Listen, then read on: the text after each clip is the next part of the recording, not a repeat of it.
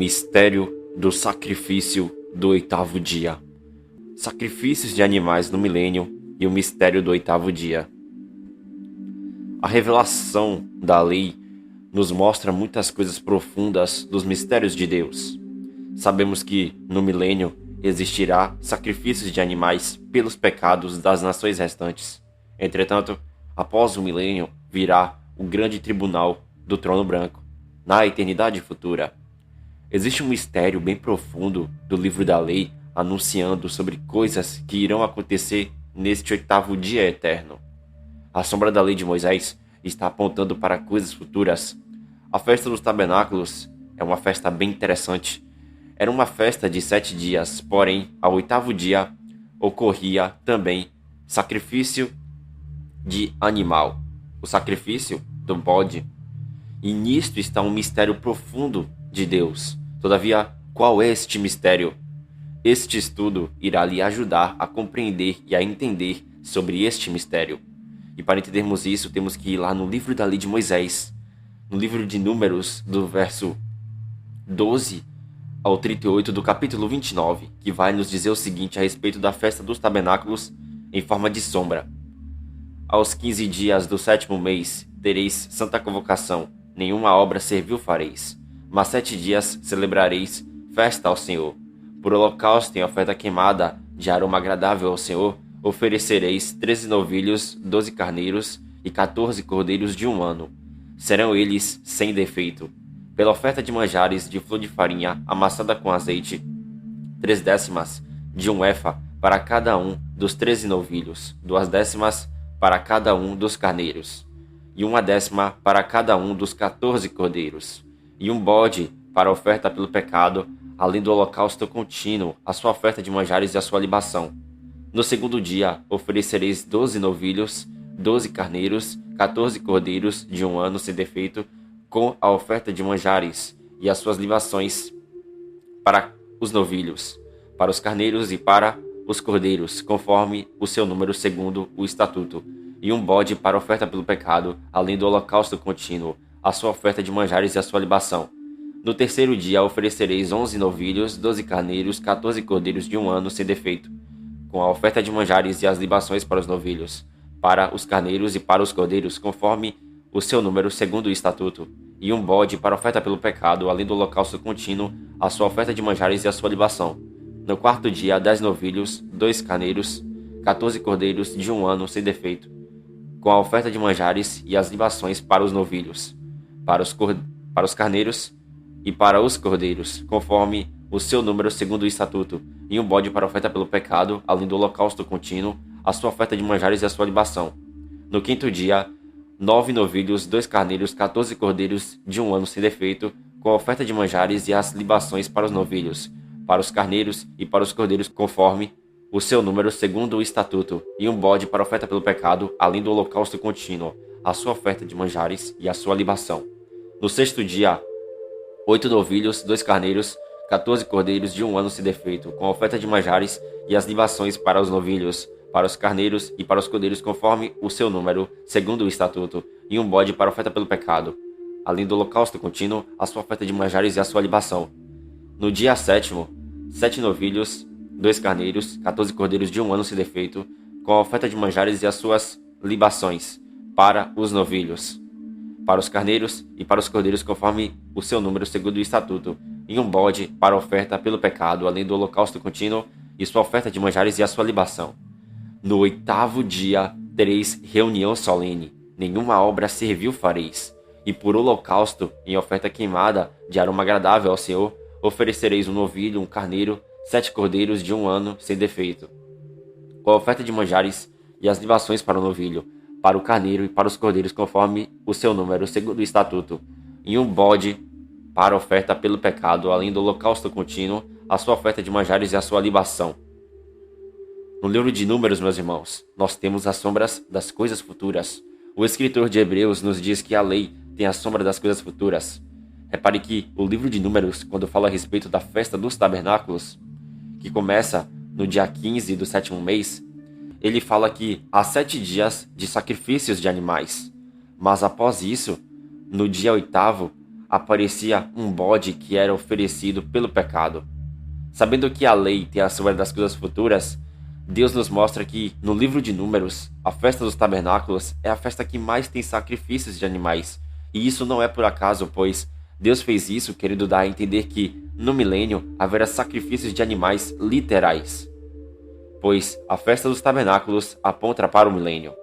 E isso nos dá base para entender que, no milênio, haverá o templo literal de Ezequiel dos capítulos 40 a 48, onde haverá sacrifícios de animais literais.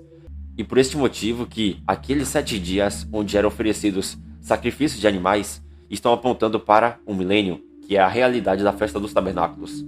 Contudo, existe um outro mistério que aparece no texto de Números, o mistério no 8º dia. Analise que no livro da lei aparece um 8º dia, depois dos 7 dias da festa dos tabernáculos. Esse 8º dia está apontando para a eternidade futura, que é após o milênio.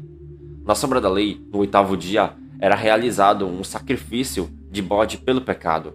Mas sabendo que o 8º dia aponta para a eternidade futura, e que na eternidade futura não haverá o templo de Ezequiel, pois, como diz o próprio Apocalipse 20, os céus e a terra restaurados do milênio fugirão da presença do grande trono branco, mostrando que a Nova Jerusalém não descerá no milênio, mas a Nova Jerusalém, ela descerá do céu para a nova terra da eternidade futura de Apocalipse capítulo 21.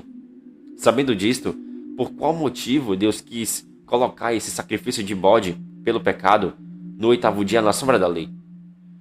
E se a lei tem as sombras das coisas futuras, esse sacrifício do bode pelo pecado está apontando para o quê? Meus irmãos, veja o seguinte: o 8º dia da sombra da lei está apontando para a eternidade futura, que é o dia eterno. Sabemos que na eternidade futura se estabelecerá o grande tribunal do trono branco. Veja que, na sombra da lei, aquele sacrifício do bode no 8º dia, ele está apontando para o sacrifício do Filho de Deus, que, no tribunal do grande trono branco, irá absolver pessoas da segunda ressurreição, para que estes venham a entrar na eternidade futura como nações salvas.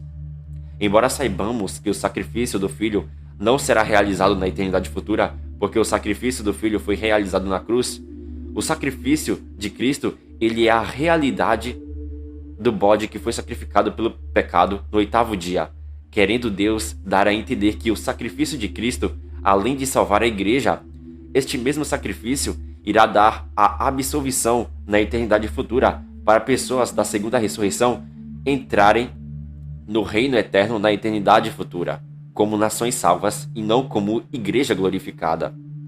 Todos os que da segunda ressurreição pelas obras forem dignos de entrar na eternidade futura como nação salva, irão ser absolvidos no grande tribunal do trono branco por causa do sacrifício do Filho de Deus.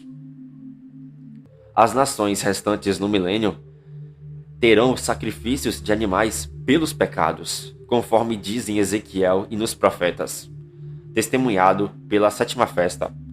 Mas após os 1000 anos, meus irmãos, no grande tribunal do trono branco, acontecerá a segunda ressurreição, onde estas nações restantes ressuscitarão, e se pelas obras deles eles forem dignos de entrar na eternidade futura, eles entrarão na eternidade futura como nações salvas. No grande tribunal do trono branco haverá condenação e absolvição. Em Apocalipse de capítulo 22, dos versos 1 ao 2, nos diz o seguinte: Então me mostrou o rio da água da vida, brilhante como cristal, que sai do trono de Deus e do Cordeiro. No meio da sua praça, de uma a outra margem do rio, está a árvore da vida, que produz 12 frutos, dando o seu fruto de mês em mês. E as folhas da árvore são para a cura dos povos. Na eternidade futura, as pessoas que serão absolvidas na segunda ressurreição, estas que forem absolvidas, elas entrarão na eternidade futura, mas não entrarão como igreja glorificada, contudo, elas entrarão como nações salvas. E por esta causa, essas pessoas das nações salvas, elas não terão um corpo glorificado, ou seja, elas não terão a vida eterna em si mesmas. E por este motivo, elas sobreviverão através das folhas da árvore da vida. Apocalipse de capítulo 22 diz que a árvore da vida produz 12 frutos. esta árvore da vida aponta para Cristo. Os 12 frutos apontam para a igreja glorificada, que é o Israel espiritual do Senhor. Mas repare que, por intermédio das folhas da árvore da vida, as nações salvas, elas sobreviverão, em razão de que o texto nos diz: as folhas da árvore será a cura dos povos. Essa cura dos povos que irá ter na eternidade futura não é no sentido de que as nações precisarão ser curadas por causa de doença lá na eternidade, pois não existirá doença no dia eterno, porquanto não existirá mais morte na eternidade futura. Porém, a cura dos povos significa que a igreja glorificada, ela vai estar abençoando as nações salvas na eternidade futura. Estas coisas que acabei de dizer para vocês são coisas difíceis de se compreender, mas que não são impossíveis de se entender. E por este motivo, o livro da lei de Moisés, ele está anunciando coisas futuras. E é bem importante compreendermos isso. A gente viu que, após os 1000 anos, acontecerá o grande tribunal do trono branco. Neste tribunal, acontecerá a segunda ressurreição. Muitos da segunda ressurreição serão condenados, porém muitos da segunda ressurreição serão salvos. Estes que serão salvos, eles serão salvos por causa da absolvição do sacrifício do Filho de Deus. Por quê? Porque no livro da lei, a gente vê ali que na sombra da lei era realizado o sacrifício do bode no 8º dia, após os 7 dias da festa dos tabernáculos. E este bode morrendo no 8º dia está apontando para o sacrifício do Filho de Deus. O sacrifício do Filho de Deus não será realizado na eternidade futura. Contudo, o sacrifício do Filho de Deus, que foi realizado no passado, esse sacrifício, ele lá na eternidade futura, vai absolver pessoas salvas da segunda ressurreição. E por este motivo, essas pessoas que serão salvas na segunda ressurreição, elas serão salvas por causa do sacrifício de Jesus.